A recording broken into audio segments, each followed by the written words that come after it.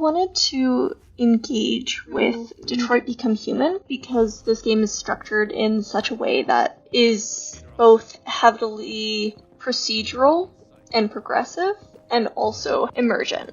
It has a variety of branching choices, different endings, different possible experiences of the game, while also being pre-scripted to a large extent. There's always a coded response, otherwise the game makes you go towards one of the pre-scripted areas, pre-scripted choices, but there is always a choice. So one of the key things that Miguel Sicart argues against proceduralism is that it's very restrictive. It reduces the game to its rules and the values of the game to the mechanics of the game and how the game is played, not how players play it. He argues that proceduralists say that the values of a game are entrenched in how it was designed and how it was intended to be played.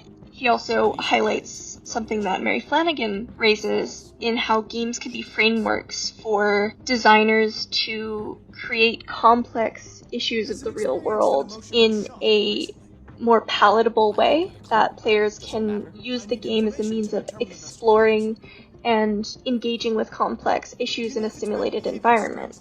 And I think that this is really true in Detroit because it is a social critique. It is set in a not-so-far-off future, and though it has a lot of sci-fi elements, I mean, humanoid androids with sentience, the holographic interfaces, all of this sort of stuff, it draws on prevalent aspects of present-day North American society and historical movements, so it feels quite familiar.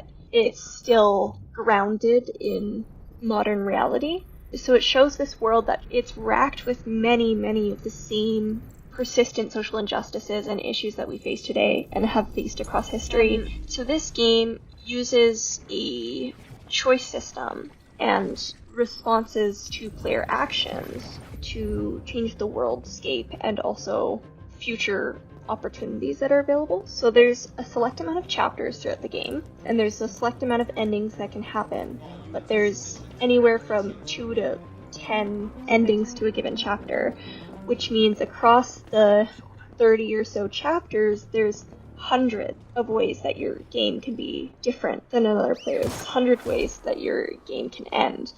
And a lot of the repercussions reverberate into the other chapters, so it really feels like there are consequences for everything you do, that other characters' lives are in the balance, the security of the political systems in your hands. But you're working with characters that are both big and small in the scale of the story, and this gives you a lot of different perspective of not just the world, but also the different realities that people live through. So you have the character who's this kind of domestic wife android who becomes this mother figure that would do anything to protect her daughter.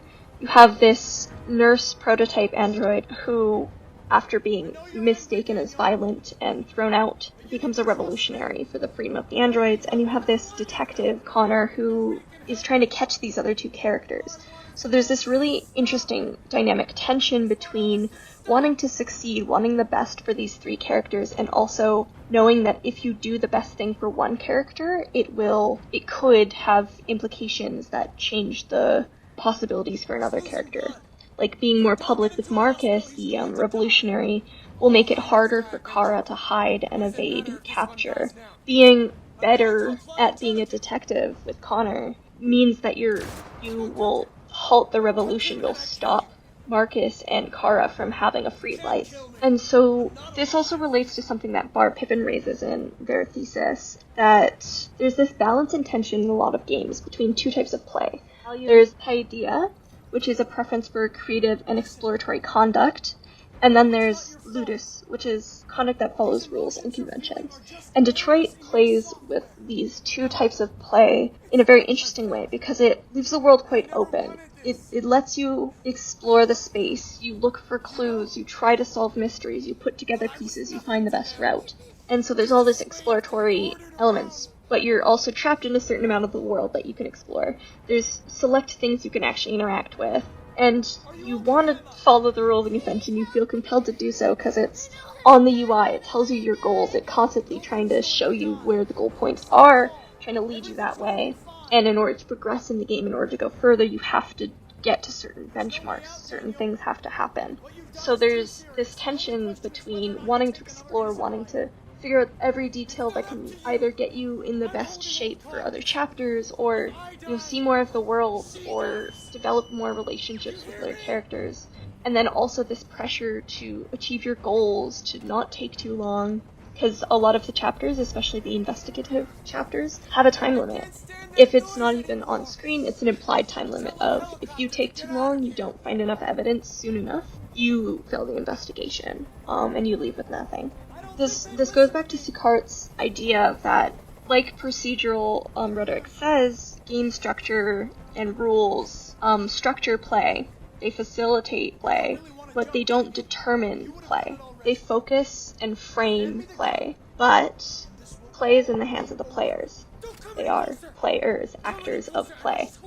So it is through the players' values and motivations and the ways that the players engage with the game that actually creates the value of Detroit, because Detroit is about free androids becoming human. Finding out what it means to be human, whether that's through compassion and love and family, or through creativity and political expression, or intelligence and relational building. These three characters explore humanity in distinct ways, but it is the player that is in control and engaging with the virtual world. And so it's the human factor of the human player and the choices and the morality and the values that the human player brings that makes these characters demonstrate their humanity.